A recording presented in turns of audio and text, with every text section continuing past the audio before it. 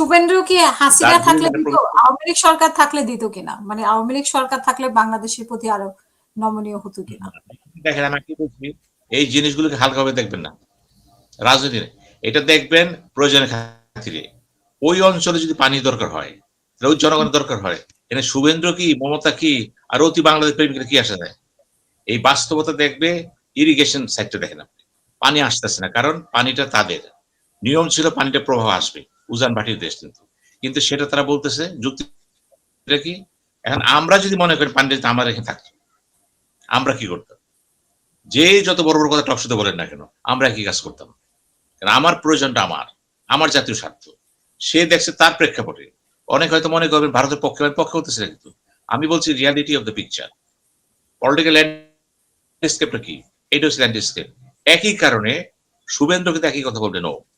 আর যদি district Province হয়ে যায়, সমস্যা তারও হয়ে যাবে। তো সেই ক্ষেত্রে একই কথা বলবে মোদি, পারতাছি না, কারণ পানি তো তার কাছে। আর এই পানি নিয়ে তারা খেলবে এবং খেলার সুযোগ আছে। কিন্তু এই ক্ষেত্রে মমতার সাথে শুভেন্দ্র গুণগত কোনো পার্থক্য নেই। কিন্তু মোদি এখন শুভেন্দ্র কথা শুনবে। কিন্তু পাশাপাশি যেটা হবে, এই যে নাগরিকত্ব আইন, মুসলমান খেদাও আইন, একমাত্র মুসলমান থাকলে অন্য সবাই থাকবে, মুসলমানরা পারবে না। এটা কি শুভেন্দ্র করছে না? এটা তো সেন্ট্রাল গভর্নমেন্টের ল। তো সেই লতে পড়ে গেছে নাগরিকত্ব আইন, এই আইনে পড়ে গেছে মুসলমানরা। এইটা বাস্তবায়ন করবে সেন্ট্রাল গভর্নমেন্ট। এখন সুবিধা হচ্ছে কি, তার সরকার চলে আসছে। এইখানে পশ্চিমবাংলার কথা বলে লাভ নেই। তো এখানে সেন্ট্রাল গভর্নমেন্ট এই কাজটা করতেছে, বাঙালি মুসলমান হটাও, নট বাঙালি হটাও, বাংলাদেশ হটাও, এই কাজটা তারা করতেছে। একইভাবে দেখেন হিমেল শর্মা আরো ডেঞ্জারাস কথা বলে, সে তো মানুষকে মানুষই মনে করে না। ত্রিপুরাও কিন্তু কম বেশি কথা বলতেছে, টোন তো একটাই। এই যে বিজেপি সরকার আসছে, কিন্তু তারা কিন্তু সুতা এক জায়গায়, সুতা হলো কি সেন্ট্রাল গভর্নমেন্ট। সেন্ট্রাল গভর্নমেন্টকে বাংলাদেশকে বিভিন্ন ভাবে তারা ব্যাখ্যা দেখানোর জন্য এগুলো ইউজ করবে। তারা শুভেন্দ্র করবে, হিমেল শর্মাকে করবে। হিমেল শর্মা কি করছে? তারা তো মুসলমানদেরকে নিয়ে বন্দি করে ফেলাইছে। সে বলতেছে মমতা ব্যানার্জিকে, আপনি আসেন আমার এখানে, দেখেন মুসলমানদের কোথায় রাখছে। Open declaration. তাহলে শুভেন্দ্র বক্তব্য, হিমেল শর্মা বা ত্রিপুরা যে মানিক আছে বলতেছেন, বা মেঘালয়ে যে কোয়ালিশন গভর্নমেন্ট আছে সে মনে করেন, সব ক্ষেত্রে কিন্তু সেন্ট্রাল গভর্নমেন্ট। সেন্ট্রাল গভর্নমেন্টের মেসেজটা কে ক্যারি করতেছে? Provincial government. এখানে কথা ছিল কিন্তু যে মুখ্যমন্ত্রী কে হবে, কয়েকটা নাম আসছিল দেখে, কিন্তু সেই নামগুলি চূড়ান্ত পর্যায়ে যখন অমিত শাহ আসলেন, তার কাছে সে নাম আসেনি। কিন্তু তার কাছে সব ক্ষেত্রে একটা নামই আসে, একটা ওয়েট করছিলেন। কিন্তু অমিত শাহ দেখতে চাইছিল যে শুভেন্দ্রের বিরুদ্ধে কোনো নাম আসে কিনা। নাম তো আসলো না। এখন যেহেতু আসলো না, গণতান্ত্রিক প্রক্রিয়া বলেন যে কোনো ভাবেও নাম আসছে একটাই, শুভেন্দ্র। তো ওইখানে কিন্তু লোক ছিল, সেন্ট্রাল গভর্নমেন্ট চিন্তা করছিল যে ওকে না দিয়ে অন্য কাউকে দেওয়া যায় কিনা, কারণ তারা তো বুঝতেছে টাইম হয়ে যাচ্ছে, কিন্তু তারা পারেনি। শেষ পর্যন্ত কি করলো, তাকে ঘোষণা দিল। এবং তাকে ঘোষণা দিয়া এই যে কর্মসূচিগুলো, নাগরিকত্ব আইন, মুসলমান খেদাও, বর্ডার সিলডেড, এগুলি কি? এগুলি কিন্তু সেন্ট্রাল গভর্নমেন্ট।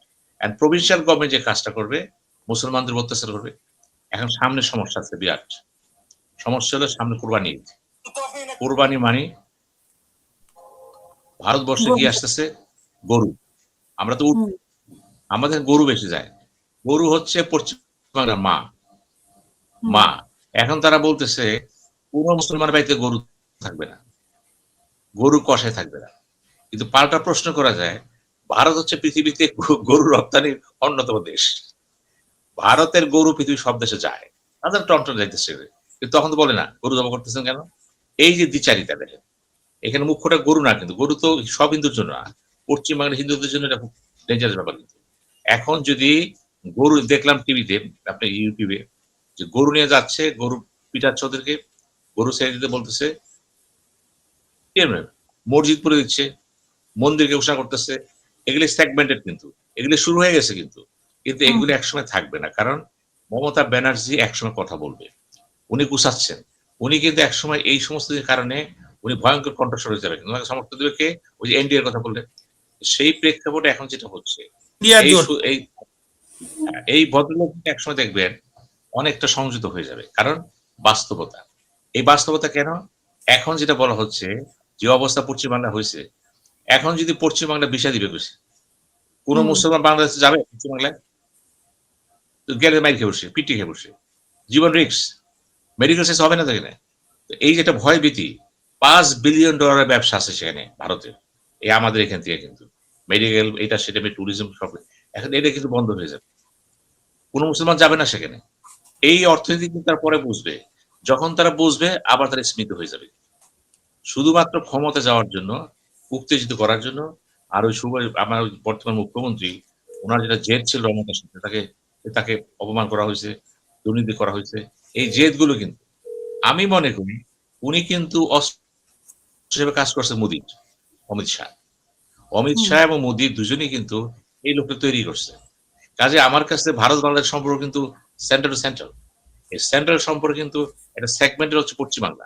আর এই পশ্চিম বাংলা যখন সেন্ট্রালের প্রতিনিধি চলবে, কাজ করবে, দুটা কিন্তু এক হয়ে যাবে। আমি সবার সামনে দেখছি, আমার কাছে ভয়ঙ্কর তথ্য হচ্ছে তিস্তা, গঙ্গা হুম, দুই সমস্যা হয়ে যাবে। কারণ তারা আমাদেরকে প্রেশার দিবে।